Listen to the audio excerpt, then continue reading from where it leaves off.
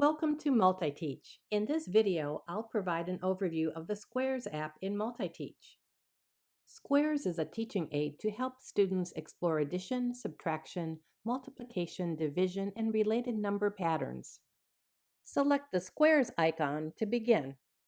The size of the grid can be adjusted by using the slider below the grid, making it good for demonstrating number patterns that are involved in multiplication or division. You can change the orientation of the numbers in the grid by selecting the green button located below the grid to the left of the Reset button.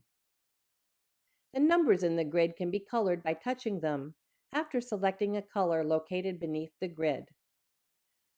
Students can use the grid to highlight number patterns while working on math problems. Pressing Reset will clear the colors from the entire grid. The Squares app is especially useful when accessed in zones along with one or more math apps or related lessons from the MultiTeach Lessons community. This has been an overview of the Squares app in Snowflake MultiTeach.